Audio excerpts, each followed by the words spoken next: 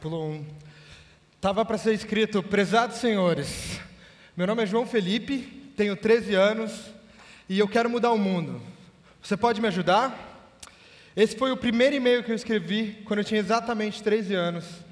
Eu estava cheio de ideias de como é que eu ia mudar o mundo, só que toda vez que eu tentava fazer alguma coisa, o pessoal me dizia que eu era muito novo para fazer a diferença. Quando eu era pequeno, a primeira coisa que eu aprendi é que não existe verdade absoluta. Então eu decidi usar a internet para tentar provar que eu podia sim fazer a diferença. Eu procurei mais ou menos umas 100 organizações, nacionais, internacionais, grandes, pequenas, mandei esse e-mail. E eu tinha certeza que, como todas essas organizações falavam em seus sites que trabalhar com a juventude era uma coisa fundamental, que esse meu pequeno e-mail ia gerar um movimento que ia transformar o mundo. Infelizmente, não foi bem isso que aconteceu. Depois de meses, eu recebi apenas 5 respostas. 2 delas falavam que, se eu realmente quisesse contribuir, que eu podia doar uma quantia mensal para aquelas organizações.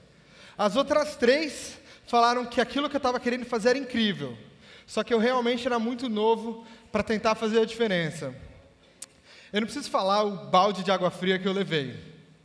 Eu até comecei a acreditar que talvez aquela história dos meus professores de que eu era muito novo para fazer a diferença e que só quem é grande e diplomado pode fazer alguma coisa, talvez fosse verdade. Até que um dia, 2 anos depois, alguém entrou na minha aula e botou uma música do Charlie Brown Jr. que dizia exatamente: eu vejo na TV o que eles falam sobre o jovem não é sério. O jovem no Brasil não é levado a sério. Aquela música era para ser um convite para participar de um projeto, uma tal gincana da cidadania. Para mim aquilo foi um chute na boca. Eu tinha certeza que alguém escreveu aquela música para mim. Não dava para ficar parado. Então eu usei essa oportunidade, esse projeto do Instituto Aracati, como uma porta que se abriu e que eu não podia desperdiçar. Logo de cara, eu me juntei com meus amigos na escola e a gente começou uma organização. O nosso objetivo era simplesmente motivar outros jovens para que eles também fizessem a diferença. E a estratégia era bem simples. A gente procurou jovens que já estavam fazendo coisas incríveis pelo Brasil e a gente falava: vem com a gente até alguma escola e conta a sua história. Até tem uma foto da primeira palestra que a gente fez, que foi, a gente trouxe a Isis de São Paulo, que fundou o Cala a Boca Já Morreu quando ela tinha 8 anos de idade. Trazer gente assim para dentro de uma escola é transformador. As pessoas contam as suas histórias e você vê no olho de todo mundo que a galera está sentindo: sim, eu também posso. Foi vendo tanta transformação que com os 16 anos eu já sabia que era isso que eu queria fazer para o resto da vida. Eu comecei a dedicar minha vida a contar essas histórias. E cada vez mais eu descobria jovens e mais jovens que estavam fazendo projetos incríveis. Só que, por alguma razão, esses projetos não chegavam nos milhões e milhões de jovens que, como eu, queriam fazer alguma coisa e não sabiam por onde começar.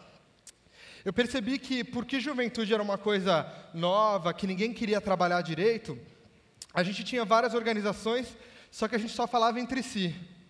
Eu comecei a sentir que a gente precisava abrir essa rodinha. Então, eu decidi que eu tinha que procurar a mídia. Eu comecei a correr atrás das revistas teens, que, apesar de todo mundo virar a cara, era o veículo mais eficiente para chegar no meu público-alvo. Eu, inclusive, fui parar na Capricho. Aquele ali de vermelho sou eu. A panca de modelo. Mas, por causa que eu fui parar na Capricho, apesar de muita gente, na época, achar ruim, muitos ativistas me discriminaram, faziam piadinha, porque a Capricho é uma revista de menina. Foi através da revista que eu consegui chegar a 180 mil leitores em partes do Brasil que eu jamais chegaria sozinho. Depois da primeira vez que eu apareci na Capricho, eu estava no meu colegial, eu comecei a passar todas as minhas tardes depois da escola respondendo e-mail. Eu cheguei a receber mais de 300 e-mails por semana de jovens que, assim como eu, queriam fazer alguma coisa e não tinham ideia de onde começar. O meu trabalho era pegar esses jovens e tentar conectar eles com alguma organização, algum projeto, alguma coisa que estava acontecendo nas suas regiões. E foi muito louco que, apesar da gente não planejar nada, a gente acabou criando uma espécie de rede. totalmente informal, bem desestruturada, mas foi uma rede que, a partir de algum momento, começou a colaborar. Então, todos aqueles jovens que estavam começando seus projetos ou que foram trabalhar para alguma organização, começaram a colaborar e isso gerou frutos.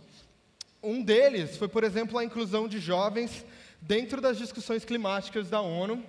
Essas fotos foram tiradas na Argentina, na COP10, e essa rede informal, que já tinha saído e passado os limites do Brasil, colaborou que nem uma louca para conseguir garantir a presença de 28 jovens que participaram das negociações climáticas. Se você pensa que em 2004 ainda tinha gente que falava que as mudanças climáticas não existiam, você imagina como é que eles reagiam com a ideia de ter um grupo de jovens querendo sentar na mesma mesa para discutir o assunto. Não foi fácil, só que as coisas mudaram. E a prova disso foi a última COP, que aconteceu agora no ano passado em Copenhague, onde mais de 2.000 jovens participaram, tanto representando suas organizações como parte das delegações oficiais. E eles não só influenciaram as negociações, trabalharam articulando os governos antes, mas como durante as negociações eles garantiram um dia inteiro na agenda, que foi chamado Dia dos Jovens e das Futuras Gerações, para discutir como é que a gente pode colaborar mais. Hoje, eu sei que o trabalho que eu estava fazendo em 2001, 2002, era importante, mas naquela época ninguém achava que aquilo era trabalho, muito menos que ia dar futuro.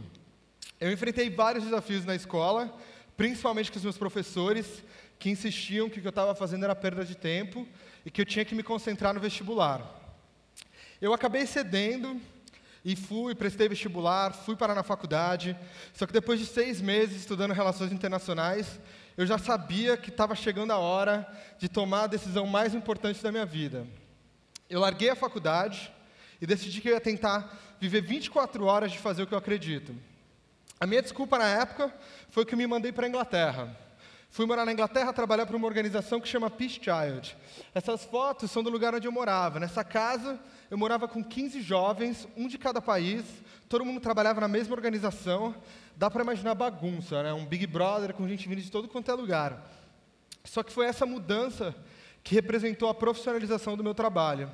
Então, da noite para o dia, eu deixei de ser o jovenzinho bonitinho que queria fazer alguma coisa e passei a ser tratado como um profissional especializado em juventude. Desde então, nesses últimos 5 anos, como foi falado, já trabalhei em mais de 400 projetos, trabalhando com jovens, com governos, com organizações, empresas. Foram 42 países e em cada um desses países foram histórias novas, coisas novas que me motivaram para ir muito mais além. Nesse aprendizado todo, eu quero resumir a minha experiência em algumas lições. A primeira dela é que a gente estava com a fala errada. A minha fala no começo, eu trabalhava pelo protagonismo juvenil, que é essa ideia de pegar o jovem e botar o jovem como personagem principal da história. Essa ideia parece fenomenal, só que ela assusta. Assusta tanto o jovem quanto os mais velhos. Eu aprendi a importância de falar de empoderamento. A gente não quer um tratamento especial. A gente quer ser igual. A gente quer trabalhar junto. A gente não quer mais trabalhar contra. Essa foi uma das primeiras lições. Só que justamente porque a gente quer trabalhar junto, veio a minha segunda lição. A gente tem que acabar com essa história do café com leite. Não é porque eu sou jovem que você tem que pegar leve. Não é porque eu sou jovem que eu tenho desculpa para fazer qualquer coisa. A gente está querendo responsabilidade, mas a gente também quer ser cobrado. A gente quer jogar com as mesmas regras. A segunda lição vem justamente na questão de igualar as condições e as oportunidades. A gente cobra tanto e fala, pô, por que o jovem não está interessado? Se um jovem quer começar a sua própria empresa e vai num banco pedir empréstimo, o cara vira piada. A gente tem que garantir que a gente crie condições e oportunidades, não para baixar o critério e fazer as coisas mais fáceis para os jovens, mas que a gente iguale e que a gente possa trabalhar todo mundo junto. Eu acho que isso é uma das lições mais importantes que eu tive.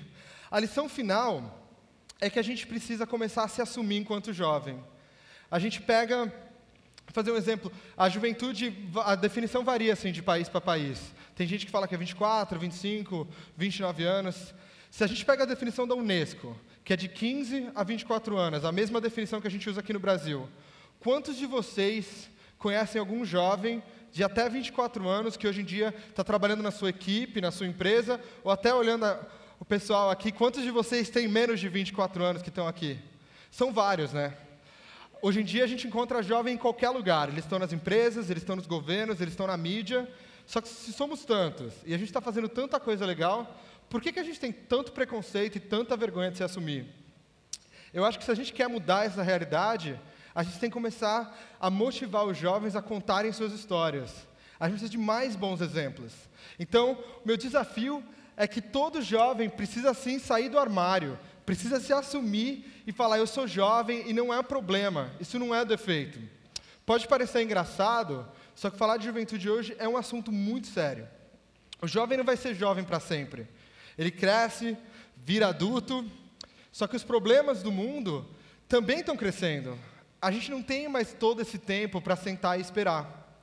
Se a gente fala de pegar alguns países, se a gente pega países, por exemplo, na Ásia, na África, onde a população com menos de 25 anos representa, às vezes, 60%, 70% da população, a gente percebe a importância de se trabalhar com juventude. Se a gente tem tanto problema e a gente está buscando as soluções, se a gente falha em envolver o jovem nessa busca, a gente está ignorando metade da população mundial. Isso significa metade das nossas oportunidades. A gente pega um país como o Timor-Leste, que é pequeno. No Timor, 48% da população tem menos de 15 anos de idade. 2/3 da população tem menos de 25. Eu acho que fica claro que falar para um jovem que ele é muito novo para fazer a diferença tinha que ser um crime. Hoje em dia, a gente não pode mais se dar o luxo de desperdiçar esse recurso que esses 3 bilhões de jovens no mundo inteiro representam. A gente precisa começar a aprender a colaborar. Obrigado.